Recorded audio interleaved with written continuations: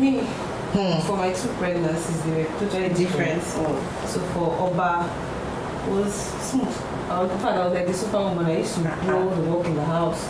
I was never tired. She wake you. Yeah, like I really rocked that pregnancy. Like, that was when I rocked it, and I didn't have any issues until maybe like 40 weeks when I fell.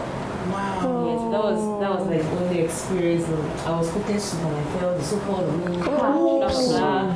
But nothing happened. Thank God. Yeah, nothing happened. But for Simi, always tired, always vomiting. I was drained, and then the after experience for that drained was a trying time for me. I remember it, and I want to cry because it was, I couldn't really tell so many people what was going on.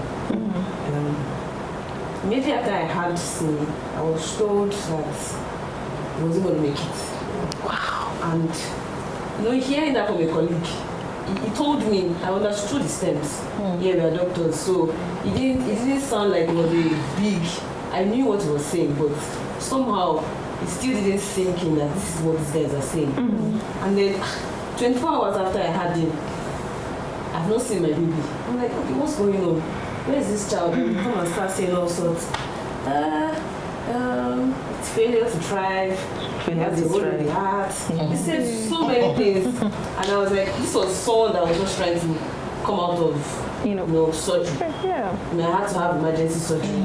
Coupled with the fact that I was left in my room for hours, crying, hitting the wall, trying to get someone to attend to me. It was a bad experience for me, very bad. And then having to not see him for almost 3 weeks. What? I would go and visit him in the ICU and all of that, and everything was happening so fast. And then it was during COVID again, so I had limited support. I mean, physically, people were there to call me and all of that.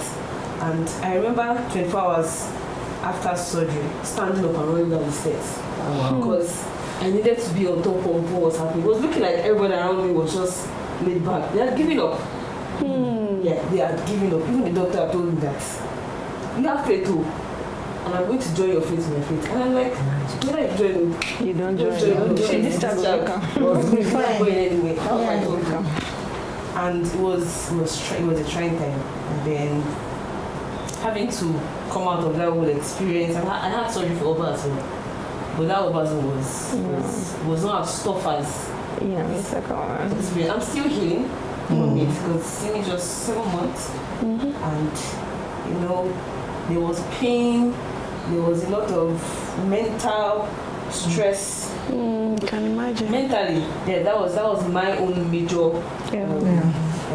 difficulty. It's very tired. Still till now, it's still a struggle for me. It's understandable. It's a struggle for me. Understandable.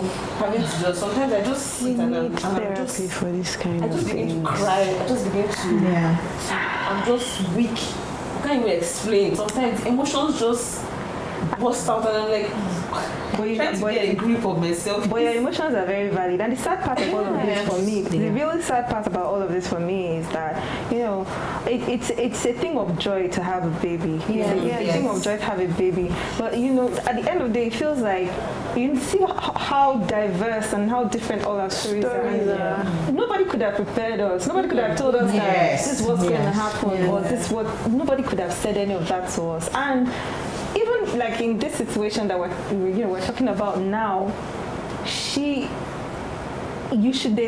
a level of support that you should be getting. But most people would say that, just be grateful. That's what they're going to say. Just be grateful.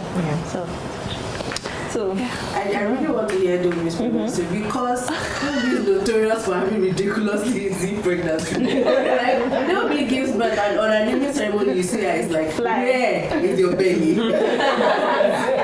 Please share. There's something I always said that your hormones are actually now this is not to say that people's hormonal peculiarities don't exist or they can't just happen in spite of you doing everything right. That's still there. But I would also say that it matters. Your lifestyle choices actually do matter. So I know that people have had to treat PCOS, for example, with lifestyle modification, and they took in, after doing the things they were supposed to do, eating right and exercising right. So I don't have a very fantastic story to tell. However, I would say that I stuck to a healthy lifestyle for as far back as 2014. I got married 2016, had my baby 2017.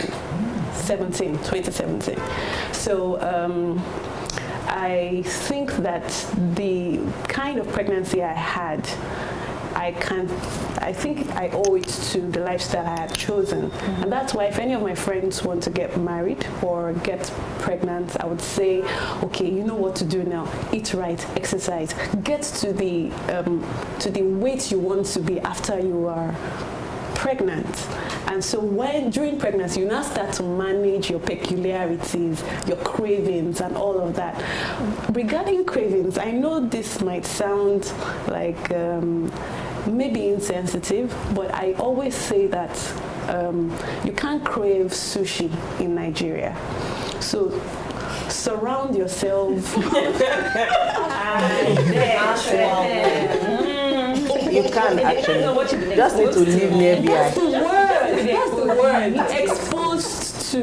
So expose yourself to the right things as much as possible. Even if you are craving something extremely difficult, make it very difficult for you to get that thing. So, I mean, yes, I think that can help somebody out there.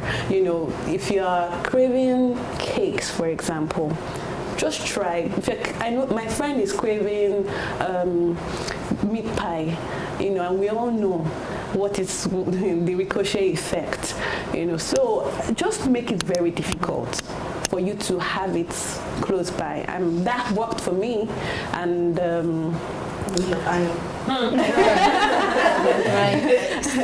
so, well, not a wheel of iron, because my second pregnancy, I think I wanted those juices a lot, those blended juices. I gained more weight in my second pregnancy than they are also fattening. They also a lot of sugar, and they add to your weight.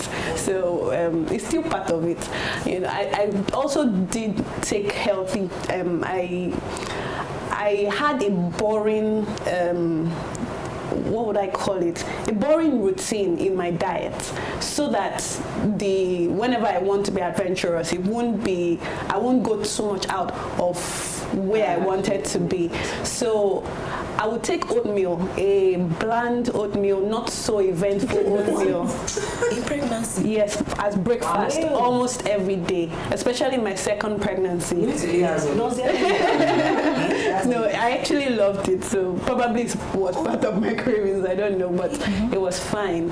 And then for my lunch and dinner, I would be a bit more adventurous. Sometimes I wanted to eat more, but because I had something that was of lower calorie, it balanced out. Everybody's story is different. What you can do is different, but you can always find that one thing. So I try to, even if I'm talking with my friends, I try to discover what their own routine can be, something that can help, you know. So yeah, for me, and then yes, I had this thing I found online that you can check your weight per week. So whenever it is I was overshooting my weight range per week, I would look into my lifestyle choices for the week and adjust, and usually worked. So I guess that points to intentionality. 9 weeks, I went to the doctor and I told him at 40 weeks, if the baby does not come out, I'm ready. I'll go to the hospital and go and submit myself. So at 40 weeks, he told me, check my cervix. I said it was too tight. and then I should just start walking. So I was walking the malls the way I walked in those malls. I think they even knew me because I'd go to the mall every day just to make sure. But at 40 weeks she didn't come, so that 40 week I went to the hospital at 12 midnight. I told the doctor that I'm ready.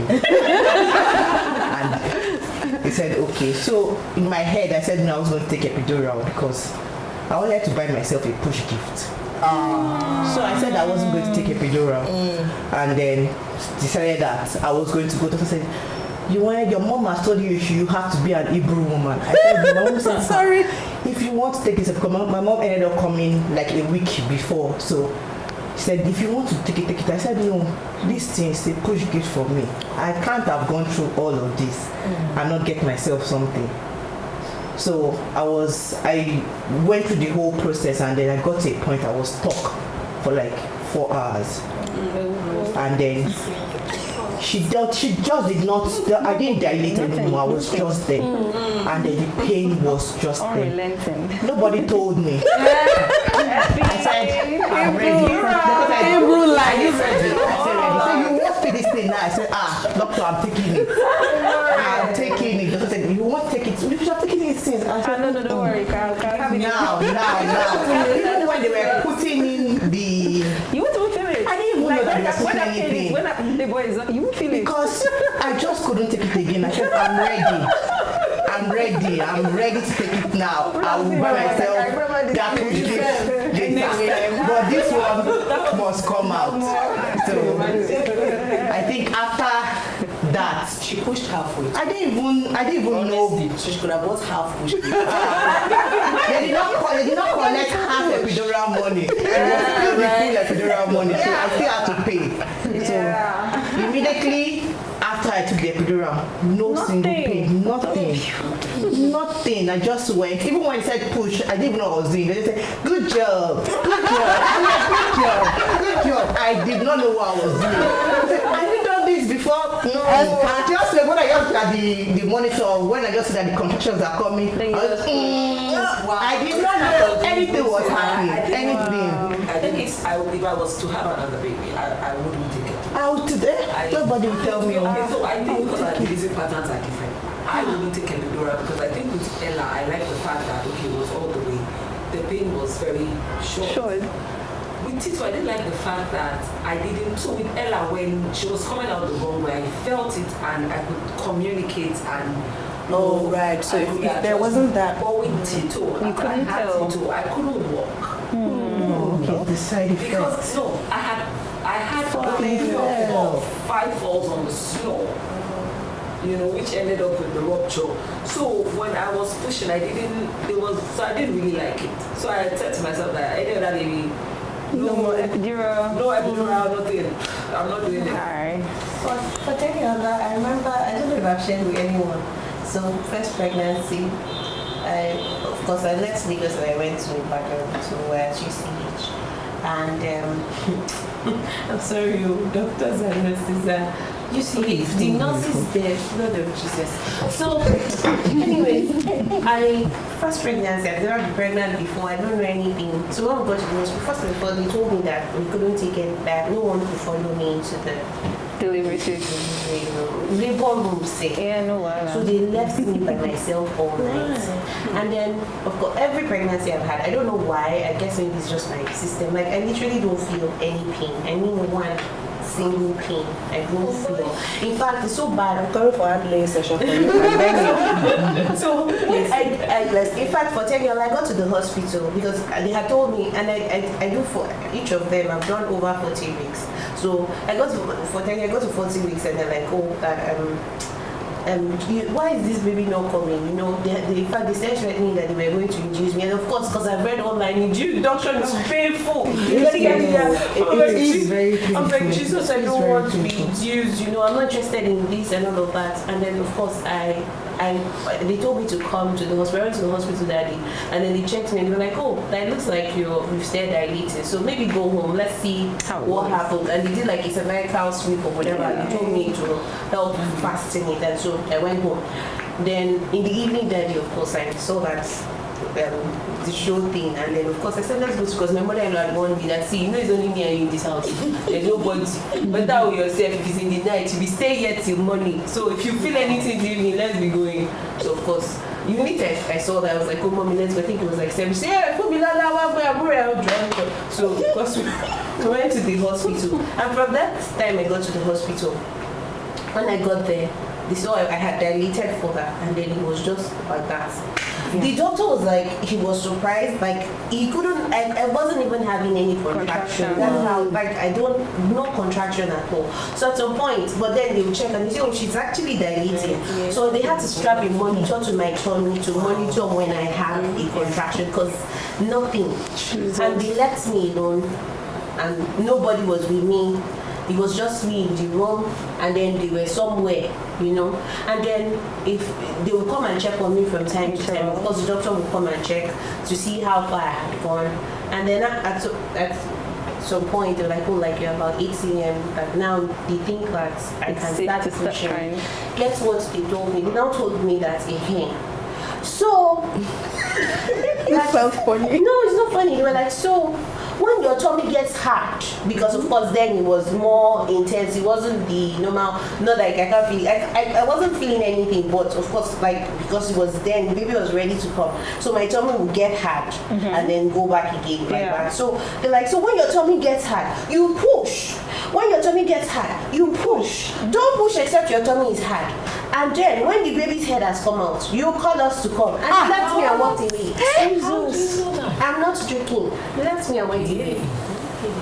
And so yes. When the baby's head comes out? Yes, I pushed until like a few tennis legs between my legs, and then I shouted, please you push, because I was already upset, I was irritated, I was so angry, you know. I was like, please you push, come and take me to the This is wild. And so he took me to the Bolu was shouting because he drove that night from Lagos to Ibadan when he found out that I'd gone into Lagos. He was shouting, why can't I stay with her? What do you mean? So of course, before he could finish shouting, they were like, oh, don't worry, your baby has come. I thank God for that, really. But it was, I can imagine if I was really going through a lot of pain and he left me like that. That would have been such a traumatic experience. I didn't find that funny at all. Even up till now, I think about like, why?